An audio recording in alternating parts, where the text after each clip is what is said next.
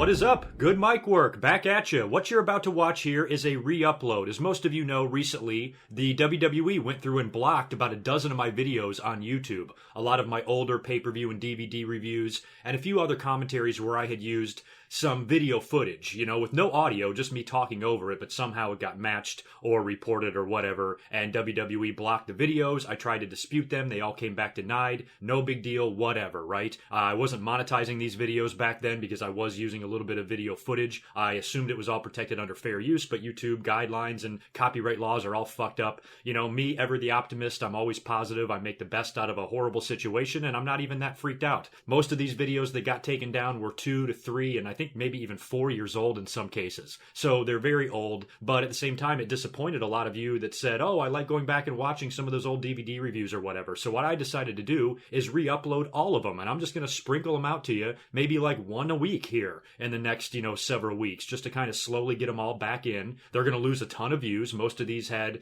50, 60, 70,000 views on them. So I'm not going to get those type of numbers, obviously, on these videos, but these are just a way to give them back to you so you guys have them. All of the issues that the previous video had with the video footage I've just taken out. I've put the new graphics up, give you guys a more updated intro, and remind you to visit my website, GoodMicWorkCommentaries.com, and follow me on Twitter at GoodMicWork, like my Facebook page, and like this video. This video is going to need it. Since this is a re-upload, it's very old. I could use all the likes I can get, share it, and just enjoy the old content from me. I will warn you that these commentaries were mostly done with a really crappy microphone with no pop filter, so this is not my best work. It's not quite as sharp. It was still a hobby for me back then, and my YouTube channel was still in its infancy, and plus my opinions. Who knows what I even said? The statute of limitations on my opinions are gone. Don't give me shit in the comments about anything you hear here. I don't even remember what I said, so if you disagree with something, who cares? I probably don't even feel that way anymore. So I apologize for the dated content and the quality being a little bit less, but I didn't want the videos to completely go away. I figured I would just re-upload them to you so you can continue to enjoy them, and I can replenish my pay-per-view and DVD review playlist down below on my channel. So sit back and relax and enjoy an old school re-upload.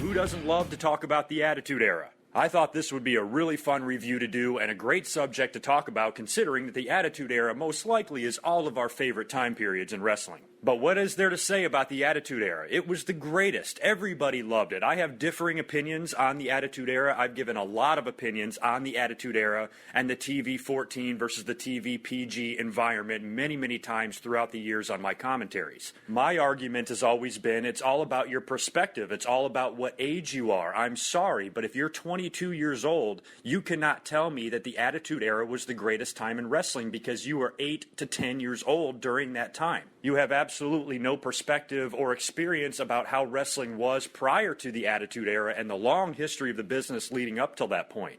I've said many, many times, for as great as the Attitude Era was, it was really just a blip in the radar. I mean, we're talking about a very short amount of time here in the lifespan of pro wrestling. It was a desperation period for the WWE and a creative direction that they took to combat WCW, who was very close to putting them out of business completely. So this was a direction they needed to go, basically just to win the fans back. WCW already had the more realistic and adult storylines with the NWO, and ECW was also doing the same thing, having a lot of violence, a lot of blood, guts, sex, all that stuff on their TV show, where WWE was still out there parading the Goon and TL Hopper. So changes desperately needed to be made, and when you watch the demographic that WCW and ECW were grabbing, this large audience of 18 to 34-year-old males, I think the WWE finally realized, hey, at the end of the day, we are a better wrestling promotion than these other two companies. We know what we're doing in wrestling better than they do, so let's just take their idea and do it better, and that's exactly what they did. They out-WCW'd WCW, and they out-ECW'd ECW. They did both of what those two companies were doing better than the companies were doing it themselves. You combine that with all of the perfect timing and the great talent that they had, guys like Austin, Foley, Rock, DX, all that shit. It was just a beautiful time period in the WWE. So even though I defend the PG era and say the WWE did what they needed to do, you cannot go on with that style of wrestling forever. It is going to get old, and it did get old. Way before WWE went PG, people still hated what they were doing. They were still hating on Cena. They were still hating on everything. So it's not like PG ruined it. Once the Attitude Era died and WWF changed their name to WWE, The Rock went off to do movies, Stone Cold retired, DX desponded, and some guys left for TNA, and just everything changed. The whole landscape changed. To me, that was much more significant than the simple ratings change because things were different. All of this new stuff we were seeing, all of this innovation, all of this shit in wrestling that nobody had ever seen before, you can't keep doing that because it's no longer new. And what I always get so upset about people that complain and bitch about today's era is they're all young. You don't hear anybody in their 40s or 50s complaining about the WWE's PG direction. To us, that's not the problem. It's these young fucking kids. It's these kids that think the entire wrestling world was only Stone Cold and only The Rock and only Goldberg and DX and the NWO, and that's it. There was nothing before or after it. And it's not enough just to go back and watch tape. When you grow up through wrestling and you watch the different time periods like I did through the 70s, through the 80s, through the 90s, and you get to see and experience so much, and then you get to the Attitude Era, it was like, wow, I could not believe what I was seeing during the Attitude Era, so much so that I traveled basically with the WWE. During wrestling's hottest time, I was attending shows pretty much constantly. And it was a great time. And like I've said before in commentaries, what I liked the best about the Attitude Era is it was fun. It wasn't necessarily the best storytelling, wasn't necessarily the best wrestling, but it was definitely the most fun. When you look back at those times and those storylines and how innovative they were for the time, because you got to remember the time period we were coming off of. The PG-hating 22-year-olds aren't going to know what I'm talking about, but before the Attitude Era, you know, when they were in diapers, the product sucked. It was some of the worst, most out-of-touch shit any of us had ever seen, and it was quite frankly embarrassing, and nobody liked wrestling, and it was embarrassing to be a wrestling fan. What was cool about the Attitude Era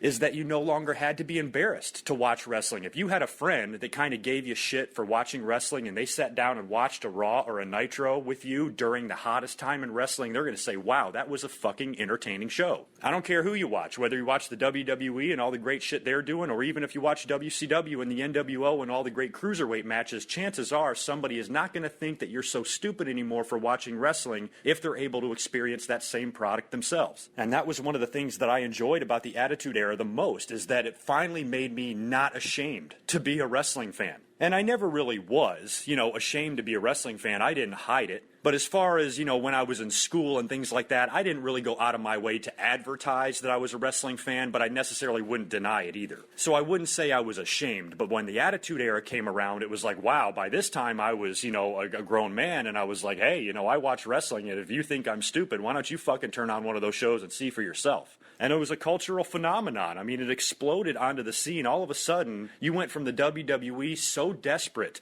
to get their hands on any celebrity or get any sort of media attention they could, no matter how minor and how stupid it was, and they would make such a big deal out of it, to the Attitude Era where wrestling is everywhere. WWE was now turning away offers to have guys come on shows and guys do movies and all this other shit that the WWE is doing to get into the mainstream. Now it's like this tidal wave of media attention that is thrust onto pro wrestling, specifically the WWE, and it was just such a complete opposite of what they were going through just a mere 3 or 4 years prior. I mean, it's unbelievable looking back on it now, how all of that changed so dramatically and how the WWE literally went from almost being out of business to becoming the huge monster they are today. So even though I disagree with the younger fans, the anti-PG people, the anti-Cena people, the complete haters of the WWE's product, and I'm more of, it's just the evolution of the business. It's just the way it needs to be. After what happened with Chris Benoit, you cannot have these guys smashing each other in the face as hard as they can with ungimmicked chairs and wrapping barbed wire around their neck. You can't fucking do that. These guys are out there killing themselves for the sake of entertainment, and the fans are already over it. You got to remember, the fans were already over the product. Oh, the WWE went PG. It's ruining wrestling. Well, what would have happened if they stayed TV-14? Would anything be better? No, it would be the exact same. They would be drawing the exact same ratings, a lot lot more guys would be getting injured, and there would also probably be even more drama and more turmoil in the media for what the WWE is doing and their storylines and its effect on children and all that shit. It's just a direction the WWE needed to get away from. If you can't understand that, then you have an immature brain. That's all it comes down to, is maturity. You have to understand why the WWE went PG. You cannot keep up that pace forever. And then when you start losing talent, like I talked about earlier with Austin and Rock and all those big storylines and angles starting to go away, what are you really left with? So all companies and all forms of entertainment need to reinvent themselves, need to change with the times, which was the theme of this Attitude Era DVD, especially in the beginning. The whole reason that the WWE went in this direction was to change with the times. The fans did not want what the WWE was giving them. And like I said, WCW and ECW had figured that out to a degree and started doing more realistic things, but then when the WWE decided to catch up to them and say, okay, we can do that too and we can do it better, that's what led to this whole Attitude Era to begin with. So I think the critics and the fans that really, really hate the PG era and think it's the worst thing in the world need to reevaluate, exactly what they're saying and exactly what it means and exactly why the WWE is going in this direction to begin with. You have the WWE Network. You got $10 a month, shell it out, get the network, and you can relive all the Attitude Era shit that you want. And speaking of the WWE Network and the PG rating, even though the WWE is PG, it's not that bad. Currently, as of recording this commentary, Brock Lesnar is your WWE champion. He absolutely destroyed and anally raped John Cena at SummerSlam. Probably the worst and most brutal beating there has ever been in a WWE main event, ever. Not to mention the storylines have gotten a little better, since 2010, let's say, as compared to now. I do like the direction a little bit better. The WWE Network is completely unedited. They don't bleep the swearing, they show all the blood, and they even show the dead guys. Hell, they even include shows that guys died on. So if you want hardcore, edgy product and you want to relive the glory days, as you call them, spend $10 a month and watch the fucking network. Now that I've given you my always popular opinions on the Attitude Era, let's get into this actual DVD and the documentary. The documentary was pretty short, only an hour long. And I did recently read they're going to come out with a volume 2. I think somewhere around November of this year, 2014, there should be an Attitude Era DVD part 2 coming out. This, I think, is going to include only matches, interviews, and things like that. Should not be any documentary on that. But this Volume 1 included a lot of great shit on all 3 of their discs, and we'll get into that. But we'll start with the documentary first. They basically just start out talking about the WWE's history and their domination and the fact that they really didn't have much competition for a long time in the business. How they were huge in New York City, would constantly sell out Madison Square Garden. That would become their home and their home base and their home turf. And they were really, just such a powerhouse that nobody could even come close to touching them. But then when you fast forward to 1994, Vince now is on trial for steroids in 1994. Business is already shitty. This was the very, very out of touch, lame characters, lame storylines era that I have talked about many, many times. And you combine that with the fact that the owner of the company, all his attention is focused on keeping his ass out of jail. So the product is suffering big time. And during this time, Hogan had jumped down to WCW during the trial, basically. I think from the time that Hogan testified at Vince's trial to the time that he showed up at WCW was only a matter of weeks. Or shit, I'm not sure. Hogan might have even been under contract to WCW already when he testified. I can't remember. All I know is all of the stuff happened very close to each other, but business had plummeted for the WWE. Luckily, Vince McMahon is acquitted and can get back to business, but by now, the damage is done. A shit ton of guys have left, to go to WCW. The only guy that was still there was Savage, and he would be gone just 2 or 3 months after this. And the WWE was in the shitter. Well, wrestling still was basically in the shitter. 94, 95, I don't think anybody gave a shit about either company. And when Nitro started in 1995, yes, it was competition, but I believe WWE still beat them for the first few months of the ratings war. But once you got into 1996 and Scott Hall and Kevin Nash left, these 2 guys that the WCW fell ass backwards into, I don't think Vince McMahon realized at the time, when he signed Nash and Hall, that their contracts were going to be ending at the same time. But it wasn't until 1996 that shit really got serious, because Hall and Nash were another 2 guys that took off and left. You already had a whole slew of former WWE 80s stars in WCW. Now you got some 90s guys jumping over there, and huge stars. Diesel and Razor Ramon were 2 of the top 5 names in the WWE. They were huge, homegrown characters that the WWE at the time could not afford to lose, and they lost them both at the same time. They jumped over to Nitro and gave the illusion that they were invading from the WWE. That was it for the WWE. Once that NWO got kick-started and they got rolling, it was a massacre every week in the ratings. I mean, WWE wasn't even coming close. And this went on for, what, a year and a half until you get to, Survivor Series and the Screwjob, and that's when it seemed like the Attitude Era really started to begin with Mr. McMahon and all of that. So WWE had to suffer through a lot of humiliation and a lot of just fucking ass-kicking from the competition until finally they said, fuck it, let's just go in this direction. And Mick Foley mentioned in the DVD that the day the Attitude Era started for him was the day that Vince McMahon gave a big speech to the talent backstage, informing everybody of the direction that they're going to go in. This was right around the Screwjob time, could have been a week or two before, could have been a week or two after. I would think most likely it was after. And Vince McMahon also made a similar speech, to the audience on Raw in December of 1997, and we all remember it. Now, I remember watching this and being really surprised. I mean, you got to think of some of the things Vince McMahon said. I mean, he's basically coming out and telling everybody. I mean, he says, we don't want you to have your intelligence insulted. He's basically saying, yes, we know that you know it's fake, and we're going to do better to make it seem more real. Now, Vince McMahon isn't really telling anybody anything that they don't already know, but the fact that he's saying this on TV is very strange, and it was the first time any of us had ever seen something like that. I could never imagine in the 1980s, Gorilla Monsoon or Bobby Heenan start talking about, the fucking storylines and how it's all a goddamn work. Right in the middle of an episode of Superstars or Wrestling Challenge, my brain couldn't even process that information if it happened. And here you have Vince McMahon, the owner of the company, coming out on Raw and telling the audience, okay, we're going to stop being stupid and we're going to stop pretending that clowns and trash man and plumbers and hockey players all hate each other and want to fight all the time. We're going to take this shit more seriously, we're going to give the fans more credit, and we're going to take you on an unbelievable ride. And they did. And how funny was it when Vince said the era of the superhero that urges you to say your prayers and take your vitamins is passé? Well, who the fuck has your top star been for the last 10 goddamn years? Jesus, John Cena. You guys all know that I defend John Cena, but it's pretty funny to hear Vince McMahon say that, and he went right back to doing that. Well, I'll tell you why he went right back to doing that, because, the superhero might be passé, but you know what's not? Money. I know I defend John Cena and everything, but it's pretty funny to hear in 1997 Vince McMahon saying, the superhero type characters are old and stale, and here he has been going with a superhero type character for the last 8 or 10 years.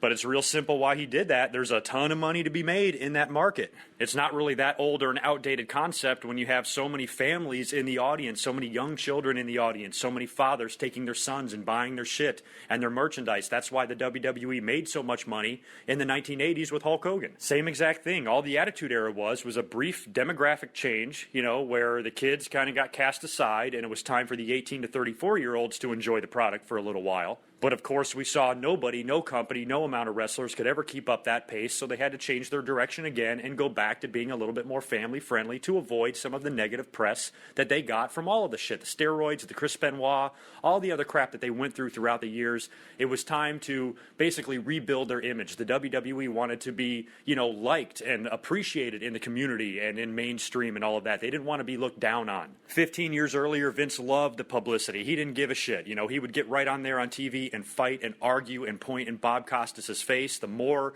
racy and adult and, offensive storylines the WWE did, the more they would be defending themselves. Because they liked the attention, they needed the attention. It helped bring them money and help sell tickets and really get them over and help compete with WCW. That was the whole fucking point. But think about it during the Attitude Era. Think about how many people hated the WWE, how many people were coming after them. Phil Mushnick, a guy like that, some asshole, piece of shit that he is, has been after the WWE for years. But they were giving him a ton of fuel during the Attitude Era because some of the things they were doing were over the top and were a little bit crazy. You shouldn't have 6-year-olds showing up to first grade telling their teacher to suck it. It was a little bit fucked up, and it's definitely possible that the WWE deserved some of the criticism they were getting. So I think they knew, once the war was over, there was no reason to push the envelope anymore because nobody's competing with you. So let's take a step back, try to wipe out all of this negative press. We just had a wrestler, a top star in the company, kill himself and his family. If we keep working this style and this pace and this type of direction, this is going to happen more often. Also with what's going on in mainstream sports as well, football, look at all their concussion problems and some of the guys killing themselves like Junior Seau and others, guys who have a lot of mental and physical difficulties later on in life because of the trauma that their head and their brain has taken over the years from being a football player. So basically, I think the theme of this DVD review is I want to enjoy and relive all of the great Attitude Era moments that, trust me, I enjoy just as much as any fan out there, no matter what your age. But I'm also smart enough to know that if you're one of those people that think the Attitude Era is the only way wrestling has ever been and ever should be, then you're basically heartless. Because for me, I love pro wrestling. I love the art of pro wrestling. I love what these guys do. You know, I just love the overall performance that they give, you know, night in and night out. But to wish these guys mental and physical problems and early deaths and all sorts of other issues that they could have from wrestling this style just for the sake of entertaining you, you know, I think that's heartless and that's selfish. And that's not what wrestling's about.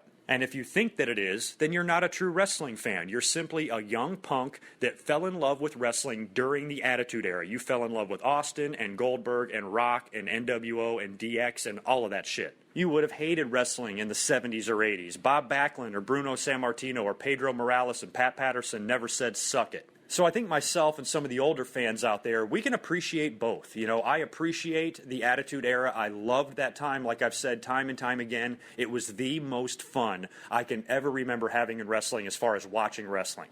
But at the same time, I can also understand and see that that type of pace could not be kept up forever and things had to change. So instead of dwelling on it and spending every minute of your life hating the WWE that they're not TV-14 anymore, why don't you take the time to look back and appreciate what a great time that was? You got to understand that that time period will never come again because that was all new. The only way a time period like that will come around again is if the WWE thinks about some completely new direction to go. Whatever the case is, the reason anything is ever good in wrestling is because it's new. That's it. It's about old and new, end of story. And even though some fans thirst for the Attitude Era and for blood and guts and sex and violence, it's not new anymore because it was just done 15 years ago. A lot of that stuff was shocking. Mick Foley falling off the top of the cell was shocking because no bump like that had ever been taken in the history of wrestling. Now, if you do see some really crazy bump, it gets a little bit of attention for maybe a couple of weeks and then we forget about it. Mick Foley's bump off the Hell in the Cell will last forever. So I'm just trying to put it into perspective for people, that's all. I just don't think you can have an educated and informed opinion on pro wrestling if you were 10 years old during the Attitude Era. You just can't. And I think some of these fans and these haters and these critics, you know, of the PG era need to, quite frankly, grow the fuck up. Now, where was I? Are we going to talk about this DVD, or am I just going to lecture about the Attitude Era for a while? Well, that was kind of the point. I wanted to come up and review this DVD because I thought it would be a really good opportunity for me to renew some of my Attitude Era and PG and TV rating opinions, because I've been talking about this stuff since the day I started doing commentaries. I think the second commentary I ever did, episode number 2, which has long since been deleted, was about the PG era. And it was one of the videos that originally got me a little bit of exposure on my YouTube channel, and I started gaining some viewership and subscribers. So it was one of those early videos and one of those early subjects that really helped put GoodMicWork on the map. But back to the documentary, like I said, after that Vince promo on Raw, and after he basically told the fans what they're going to do and the direction they're going to go in, a lot of things started changing. They finally made Raw 2 hours long to compete with Nitro. They put the Titantron up, you know, and included entrance videos to the wrestlers coming out. The entrance themes got a lot more elaborate. I mean, Jim Johnson does fantastic work for the WWE. He has written some very memorable themes throughout the years, and I think another reason, and they talk about it in the DVD, another reason why the Attitude Era was so popular and why they ended up overtaking WCW was because there was such originality in the characters and especially the theme music. The WWE's theme music blew WCW's theme music out of the water. I can't even think of any WCW themes that I like. A lot of them were just knockoffs. I know the NWO music is awesome, but I think they stole that from some porno, which is why I think TNA was able to use a rendition of it, because technically I don't think WWE or WCW own that. I remember Raven and DDP's music were just remixes of Pearl Jam and Nirvana songs. WCW's Hulk Hogan Real American theme was fucking awful. And I wasn't even that huge of a fan of Sting or Goldberg's theme, to be honest with you, even though those themes were okay. But in the WWE, you had guys like the New Age Outlaws, The Brood, Undertaker, Kane, Too Cool, The Oddities. All of those Attitude Era 1998 themes and entrances were so fucking awesome, and they were a big part of the show. When I would go to all these shows and travel all over the place around the Southeast going to these shows, we would basically, my buddies and I, we would take turns on who would drive. And whenever it was my one friend's turn, he would always want to play only WWE theme music in the fucking car on the way there. I was never really into that. Yes, I have all the WWE's theme music CDs, but I didn't play them very often. I was more just collecting them. But this motherfucker would blare that shit shit full blast in his car. And he just wanted to get us amped up for the show. We would go through all those themes, and it was really, really good stuff. That was great music, and that was a big contributing factor to the success of the Attitude Era, was the entrances and the themes. They also dumped all the stupid storylines. Nobody was a school teacher or a plumber anymore. These were more reality-based, characters, more adult, more edgy characters. And the wrestlers themselves were given a lot more creative freedom. That was part of Vince McMahon's speech backstage to the talent. He said, you guys have got to let some of your real personas come through in your characters. Let me see who you really are, just with the volume turned up to 10. And a lot of those guys, it was just such unbelievable timing how everybody was hitting their stride at the same time. Mick Foley was getting on the map. The Rock was getting on the map. Stone Cold exploded onto the scene. DX was huge. They completely changed everything. The way they produced their TV, the way the wrestlers made their entrances, the type of characters they had, the type of storylines they had, and the overall programming. Everything had changed. And the WWE was doing it well. I even remember those little Attitude Era commercials that they would air right in the beginning of this. Even Bret Hart was a part of the first one. You know what I'm talking about, that little commercial. I know what you're thinking. I'm not really a wrestler, that shit. I mean, they were really pushing this direction hard, and I loved every minute of it. They specifically, of course, talk about two of the biggest things in the Attitude Era. They start off with DX and how huge that was. And as big as it was with Shawn and Hunter in China, it got even bigger the night after WrestleMania when they brought back X-Pac and the New Age Outlaws joined the group. And they went on to do things far more edgier and far crazier than anything Shawn and Hunter did. And they still stayed juvenile and adolescent, but they were doing things like invading WCW. I was at that show, by the way, in Virginia when those guys took the tank over to the Norfolk Scope and tried to invade Nitro. They also went down to the CNN towers. They shot vignettes in New York City. I mean, DX was all over the place. They were shooting fans with water guns in the audience and, making references to a sexual act with their mouths and crotches. I mean, they were just very, very juvenile men. But it was over, because even though they were that way, they were also funny and hilarious, and they were cool. I mean, DX was really cool. They were a funny fucking group. They did a lot of shit that you hadn't seen in wrestling. They were swearing. They were doing all that stuff that you just hadn't seen before. Constantly making jokes, constantly ragging on everybody, and just raising hell everywhere they went. DX originally started off as WWE's answer to the NWO. I think they said to themselves, hey, if one half of the clique is going to have a faction over in one company, then the other half will have a faction here, and we'll see who's better. And actually, just a little side note here, something you might find interesting. The other night, I actually watched the Kayfabe Commentaries guest booker series with Bruce Pritchard, where they basically rebooked Screwing Brett. And he let everybody in on some negotiations that were taking place in 1997 with none other than Hulk Hogan. And I do believe I remember, during the time of the screw job, I was really busy in my personal life, and I was not paying much attention to behind the scenes and backstage news, which is why the screw job kind of caught me off guard. But I do remember hearing Hogan's contract coming up, and I do know that there was some talk that maybe he could go back to the WWE, but nobody really thought that it was even an option, because WCW was so hot, the NWO was on fire. WWE, they were doing better with the Canada versus USA feud, and things were starting to take off a little bit better for them. Business was up, but still, they were losing pretty severely to Nitro every week. So I didn't think Hogan coming back to the WWE, number one, was an option. And number two, the WWE has been working so hard to get away from that type of wrestler that Hogan is, and even making fun of him on their TV show, like with those Jim Cornette interviews, talking about his match with Piper in the cage and all that shit. To me, I didn't understand why they would even want to bring Hogan back in, but Pritchard let us in on the fact that these negotiations were serious, and these negotiations went up to the final hour, and he almost came back to the WWE, and the plan was not for Shawn Michaels to face Stone Cold at WrestleMania 14, but for Hogan to face Stone Cold at WrestleMania 14. And Bruce Pritchard laid out all sorts of scenarios that they had for Hogan if he were to come in. A lot of things even included Bret Hart not getting screwed. One of the scenarios had Bret Hart and Shawn Michaels wrestle at WrestleMania 14 with no title on the line.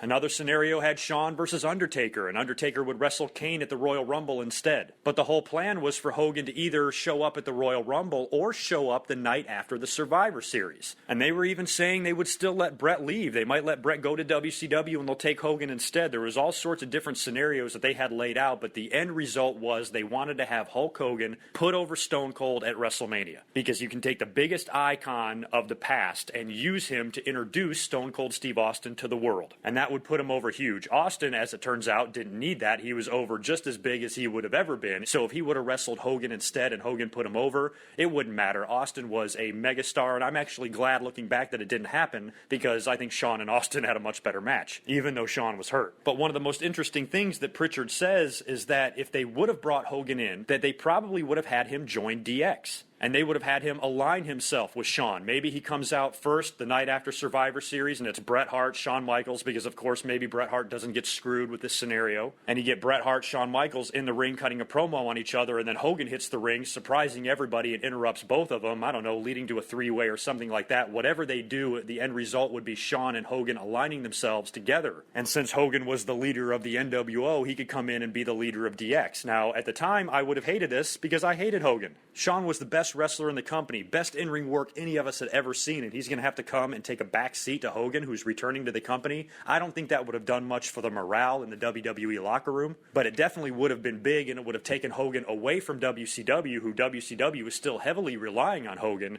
as their main star, as their big heel, you know, this NWO guy, where the WWE thought that it actually might be worth it to pay Hogan an obscene amount of money, even more than they're paying Bret Hart, just to bring him in for him to job to Stone Cold at WrestleMania. Would have been pretty amazing if that scenario would have ever played out. And of course, the Austin-McMahon feud. They give a lot of credit to this storyline in the documentary. This is really what put the WWE on the map. This is really what helped them take over in the ratings. Austin won the belt at WrestleMania 14. The next night he came out on Raw, was awarded the new WWE title belt. That was also the night that X-Pac came back and the Outlaws joined DX. Ratings were up. The very next week was taped. They taped it the night after. I think that was the week that Austin came out in the suit and pretended to be the corporate champion, then ripped it off and hit McMahon in the balls and all of that. And it wasn't until the next week's live Raw when they finally had the Austin-McMahon confrontation and McMahon challenged him to fight, or Austin challenged McMahon to fight, I'm sorry. And Austin has to tie the hand behind his back, and they tease that these guys are actually going to wrestle each other until Dude Love shows up and interrupts the whole damn thing, but the WWE won in the ratings. The possibility of having Vince McMahon actually fight Stone Cold Steve Austin was enough to finally convince the fans, okay, we're going to watch this now.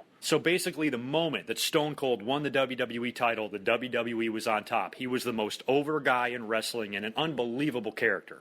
And he had the best guy to work with. Fuck bringing Hogan in. McMahon was the way to go. McMahon was so over. And I remember people even criticizing that. It's so funny, no matter what time period you look at in wrestling, there was always some whiny smark out there. And there were a lot of people that were saying, oh, Vince, what's he doing on TV? He's the owner. He shouldn't be out there. That should be a spot that's going to somebody else. Well, what the fuck are you talking about? That's the best opponent Stone Cold could have. He was still wrestling other guys on pay-per-views. He was fighting Mick Foley. He was fighting Kane. He was fighting The Undertaker. But it was Vince McMahon who was his primary enemy. And it made for unbelievable television. So many great moments. I honestly think that idea was just about as brilliant as the NWO idea. Having a guy, a defiant, beer-swilling, middle-finger-swearing asshole going up against his douchebag boss, I think was great, because just like the NWO, fans could live vicariously through that. Everybody wants to smack the shit out of their boss, and everybody wanted to be just like Scott Hall and Kevin Nash. And when fans can get so emotionally involved in a storyline, you know, and really sink their teeth into it, that's when it's going to get over. So the WWE was doing everything right, and the strength of the Austin-McMahon storyline was carrying the entire promotion, but it also had great support like DX.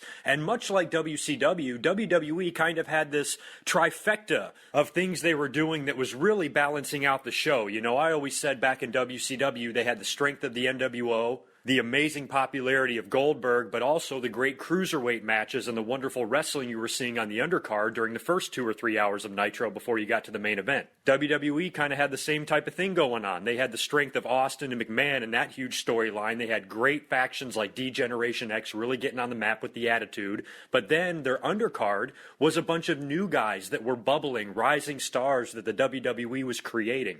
You had Edge and Christian, Matt and Jeff Hardy, The Rock, Kane, guys like that. This was all new. These were new guys that were highly entertaining and very, very talented, and pretty goddamn good wrestlers too on top of that. So when you combine these new, fresh, talented characters that are having great matches on the undercard with your big-time storylines and angles in the main event, it made the entire show entertaining from top to bottom. It's not like how it is now. I swear today some of us watch Raw only to see the main event if it's highly hyped. Otherwise, if it's a, middle of the road pay-per-view or something like that, some of their angles and storylines we just don't give a shit about. And it's because we're spoiled and we've been overexposed to the business because of these great times like the Attitude Era, and now nothing is new and fresh anymore. It's amazing how WWE has really regressed over the years. They used to make fun of WCW and poke fun at them, in some of their DVDs, like the Monday Night Wars and things like that, how WCW never had their shit together creatively. They were always figuring things out hours before the show started, changing things left and right.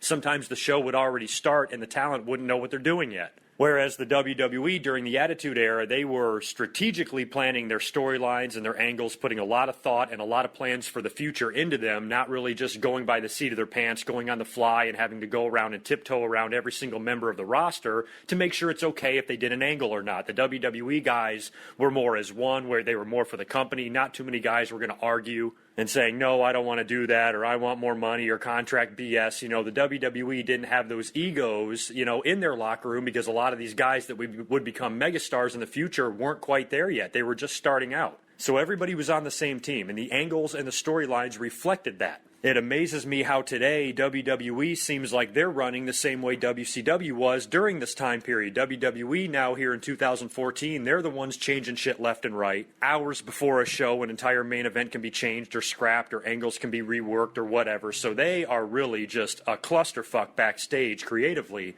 in the WWE compared to what they used to be when the company was a little bit smaller and they still had their core group of creative guys, a lot less TV writers than they have today.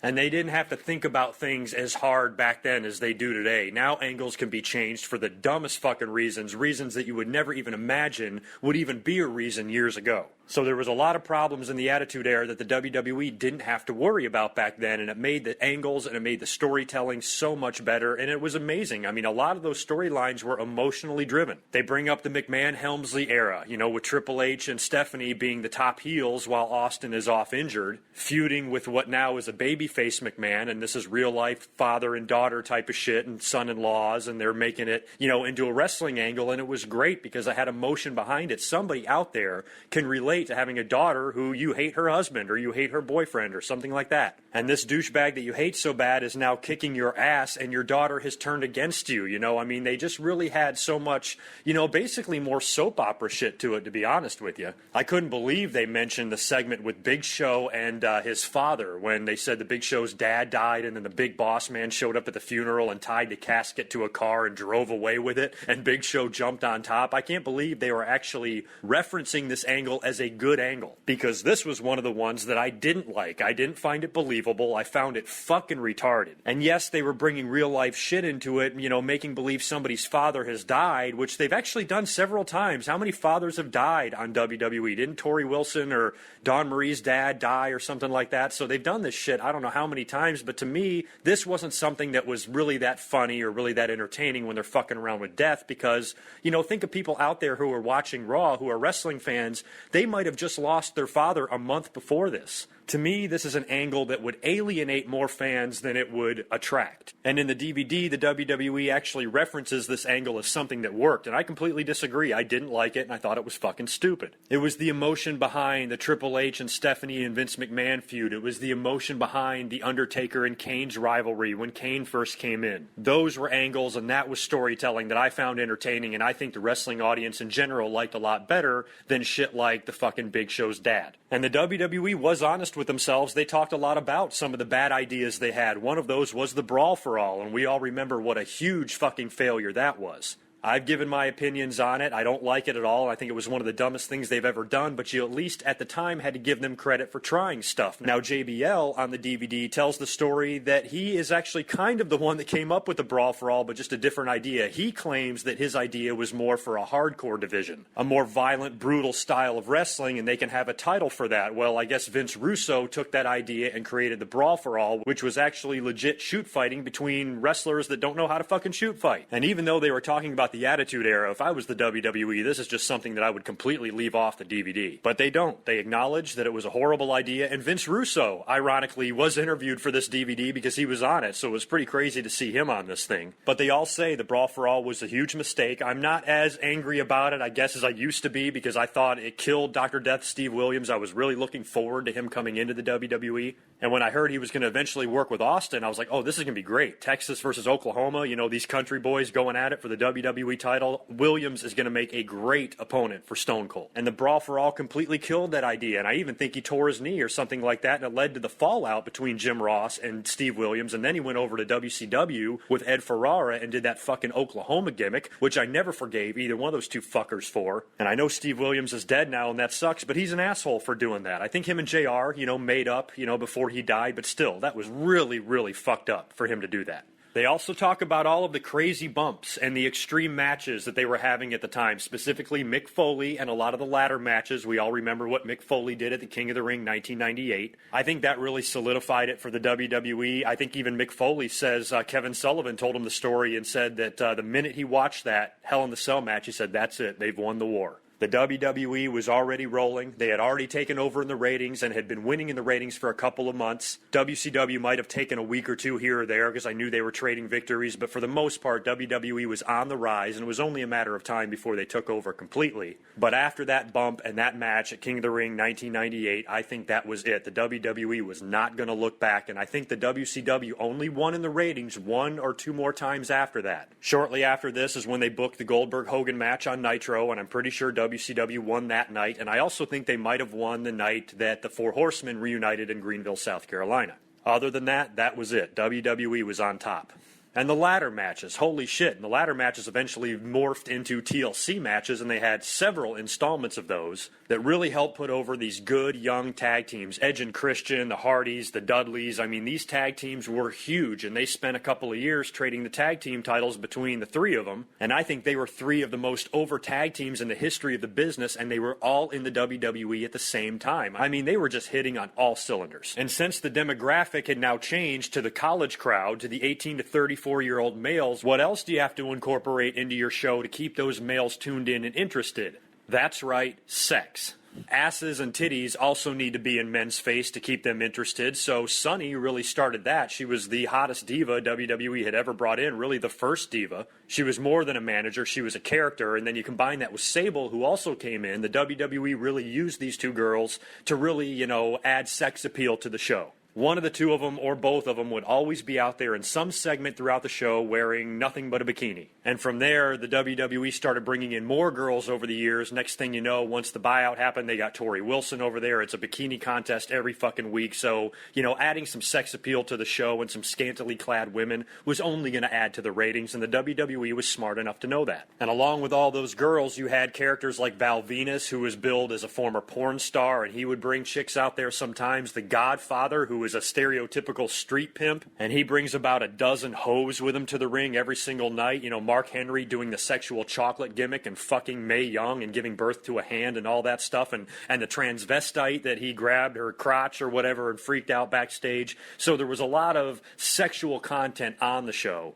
And some of it was making the sponsors really, really nervous. And this is when the WWE started running into problems, because although this was the Attitude Era, they were trying a lot of different things. Sometimes they were doing things unnecessarily. And when you look back at some of the shit they did, like the Choppy the PP, or fucking Terry Runnels having a miscarriage, or Mark Henry almost having sex with a transvestite, you have to wonder, what did these angles do to improve ratings, to improve the product? Nothing. They didn't further anything. They were just nonsense. And I'm all for having fun and all of that, but I remember during this time, some of these angles really disgusted me. I just thought they were stupid. But I can forgive them because the WWE was basically just going with the flow. Everything they were doing were so hot, they were coming up with a bunch of ideas, and even though they would have a couple of bad ones here or there, the success for their big angles and their main storylines was enough to make you forgive all of that shit, because the WWE was just trying things. They were throwing a whole bunch of shit up against a wall and, to see what would stick. And some of that stuff did not work out. And I think looking back, the WWE acknowledges that. But I think they were just trying to do what the audience wanted. It was just in the culture at the time. It was just perfect timing on just about everything they did. But the WWE was getting a lot of heat for some of this stuff. They finally had to tone it back a little bit when they started losing advertising. They started losing sponsors. USA Network was freaking out.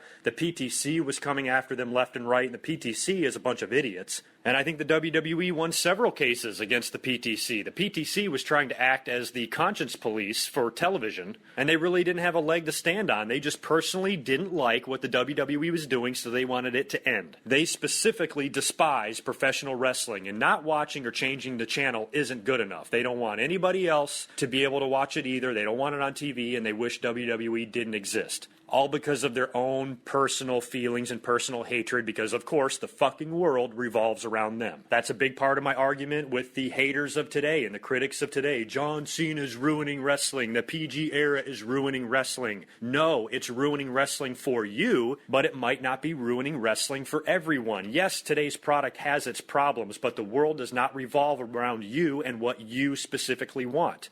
And I think a lot of the selfish critics are very, very incapable of realizing that, and they're in their own little tiny little bubble where what entertains them should be what entertains everybody else on planet fucking Earth. And that's a naive and very, very childish line of thinking. And it was that same line of thinking that was behind a lot of the media reports, the negative media reports on the WWE about the Attitude Era during this time. Now, it wasn't all bad, because even though they had gratuitous sex and violence and a bunch of dumb shit on their TV that was getting them heat from all sorts of different sources, they also had some great comedy. And for every backstage segment involving a transvestite, you also had Crash Holly successfully defending the hardcore title at the airport. You had Mae Young giving birth to the Hand. You had Rikishi giving stink faces to everybody. You had Too Cool and Rikishi dancing after every match. You had the APA backstage every single week drinking cases of beer, smoking cigars, and playing poker. And that hilarious, I always loved the door. That was my favorite thing about what the APA did. They'd be sitting there at a poker table in a wide open space, but they'd have one singular,